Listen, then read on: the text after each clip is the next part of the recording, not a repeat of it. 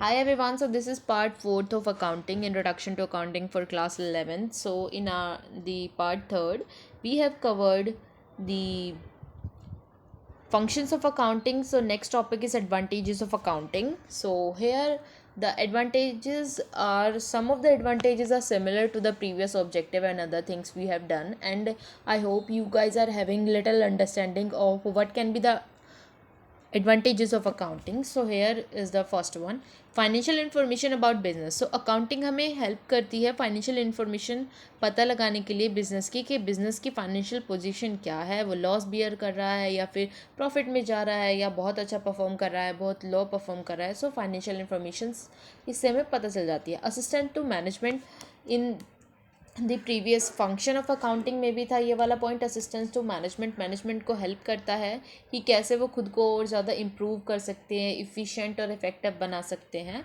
और replace memory.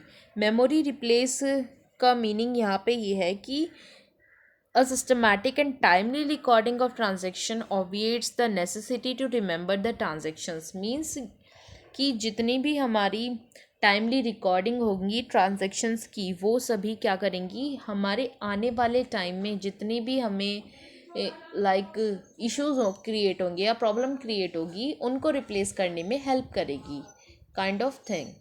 So next is facilitate comparative study. Comparative study here means is that कि हम अपने business को और किसी और के बिज़नेस को जो कि सेम चीज़ में डील कर रहा है, हम उन दोनों को कंपेयर कर सकते हैं कि हम कहाँ खड़े हैं और जो सेकंड बिजनेस है वो कहाँ खड़ा है, और हम कैसे और अच्छा सामने वाले से परफॉर्म कर सकते हैं. Because in this world competition is very high in each and everything. You guys are well aware of this thing. Facilitate settlement of tax liability. Tax liability के सेटलमेंट में भी हेल्प करता है, क्योंकि जब हमें अपनी financial profit means like financial information का पता चल गया, प्रॉफिट हो गया, लॉस हो गया, तो उसके अकॉर्डिंग ही जो हमारी टैक्स बनता है पे करना, प्रॉफिट पे ही तो पे करती है एक बिजनेस अपना टैक्स, तो उसका पता चल जाता है. लायबिलिटी, टैक्स लायबिलिटी होता है. ये सारी चीज़ें जो है हम अभी आगे आने वाले चैप्टर्स में कवर करेंगे, तो आपको ये सारे वर्ड्स इजीली समझ आएंगे.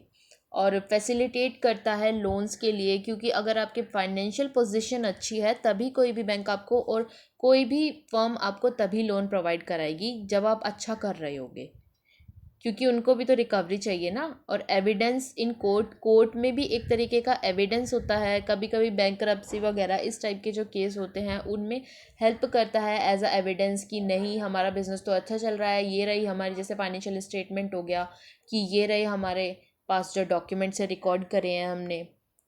अगर कोई क्लेम करता है कि ये तो बैंकरप्ट है वगैरह, इस टाइप का कुछ होता है.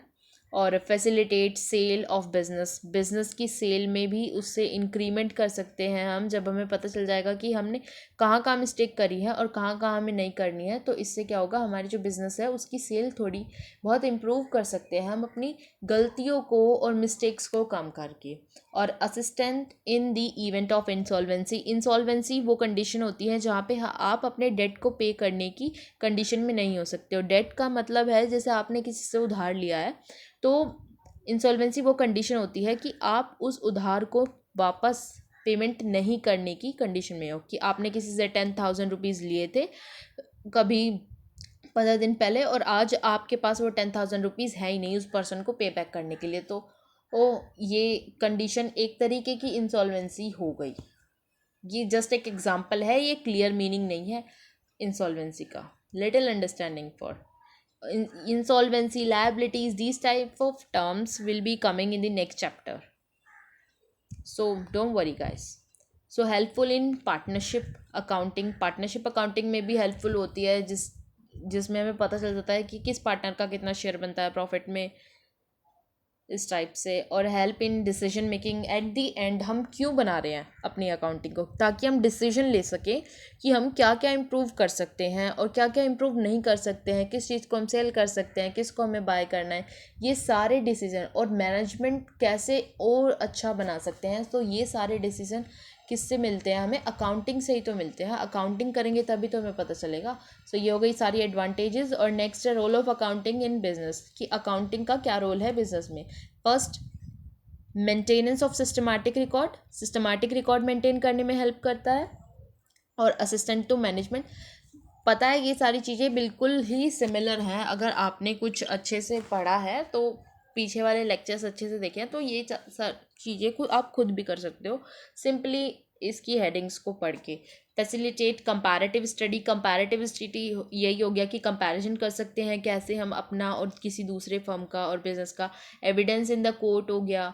ये सारी चीज़ें सिमिलर ही हैं। देखो आप पीछे देखो यहाँ पे ये सारे टॉपिक्स एकदम सिमिलर है। एडवांटेजेस और रोल ऑफ अकाउंटिंग बिजनेस का।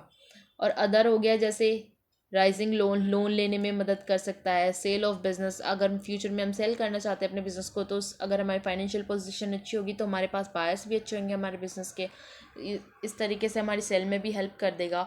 और सेटलमेंट ऑफ टैक्स लायबिलिटी, वही सारी चीज़ें जो हमने पीछे करी हैं।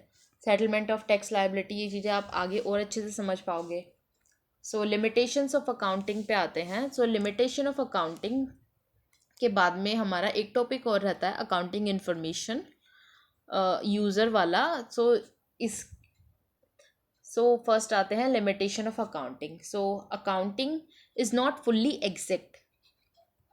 ये इसका लिमिटेशन है अकाउंटिंग का कि अकाउंटिंग कभी भी पूरी तरह से सही नहीं हो सकती क्योंकि ज़्यादातर जो ट्रांजैक्शंस होती हैं बिजनेस की वो एविडेंस पे वर्क करती हैं और estimates are also made for ascertaining profit और लॉस।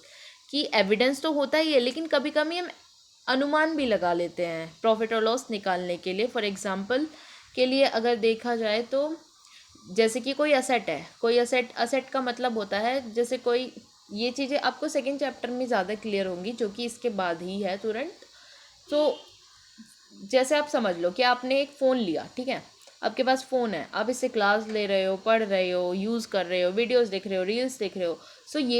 ये फ़ोन कितने लंबे टाइम तक चलेगा इस चीज़ का एस्टिमेट आप लगा सकते हो। एग्जैक्ट नहीं लगा सकते ना एग्जैक्टली, तो थोड़ा रफ आइडिया हो जाएगा भाई 2 साल चल जाएगा, 4 साल चल जाएगा, 5 साल चल जाएगा। इस तरीके से हम भी अपनी असेट को एक एस्टिमेट लगा लेते हैं कि ये इतने टाइम तक चलेगा। और डाउटफुल डेट्स, जैसे कि पीछे मैंने बताया था कि आपने 10,000 रुपीज़ लिए लेकिन आप पे करने की कंडीशन में नहीं हो, तो जो सामने वाला पर्सन है जिसने आपको पैसे दिए हैं उसके लिए तो वो चीज़ डाउट के अंदर है ना कि आप उसको पेमेंट दोगे नहीं, उसका पैसा मिलेगा उसको या मर जाएगा। तो इस तरीके से क्या है, ये हो गया। Not realisable value of closing stock, ये सारी चीज़ें हम कल कवर करेंगे, मीन्स सेकेंड चैप्टर में कवर करेंगे ये सारे जो पॉइंट्स हैं। और सेकेंड है unrealistic information accounting system are prepared following the accounting concept is taken, the business will continue for foreseeable future। Means realistic information ऐसे हो जाती है कि हम मान के चलते हैं कि जो हमारा बिजनेस है वो मतलब चलता ही जाएगा, बहुत लंबे टाइम तक रन करेगा, लेकिन कभी कभी हम उसको बंद कर देते हैं। इस तरीके की जो होती है ये थोड़ी अनरियलिस्टिक इन्फॉर्मेशन हो जाती है कि बिज़नेस अच्छा नहीं चल रहा, या मान लो हमें उससे अच्छा कुछ मिल गया करने के लिए, हमने छोड़ दिया, हमारा इंटरेस्ट नहीं रहा, ये सारी चीज़ें हो जाती हैं। Asset are recorded at cost and it is like, यही हो गया कि यूज़फुल लाइफ वगैरह हो गया असेट का, यही सब चीज़ें हैं इसमें।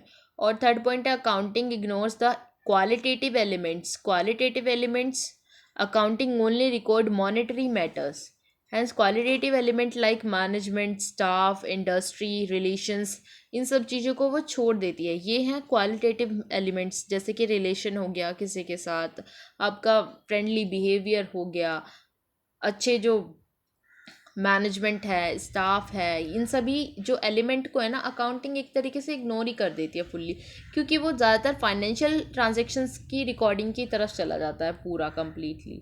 और accounting ignores the next is accounting ignores the effect of price level change.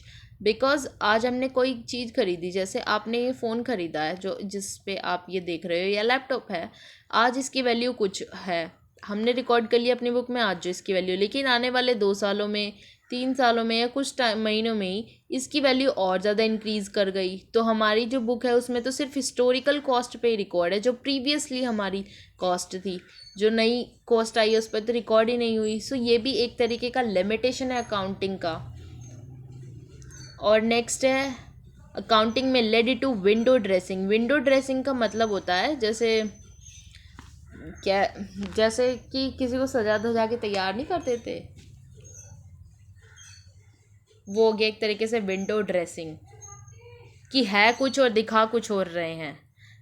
ये सब हो गया मैनिपुलेशन वाली चीज़ होगी कि हमारा बिजनेस इतना अच्छा परफॉर्म नहीं कर रहा, लेकिन हमने अपनी जो अकाउंट की बुक है और अकाउंटिंग की इंफॉर्मेशन है उसको बड़ा चढ़ा के दिखा दिया। ये होता है विंडो ड्रेसिंग। तो thank you guys, this is are the limitation and next topic we will be covering in the next part. So thanks for watching.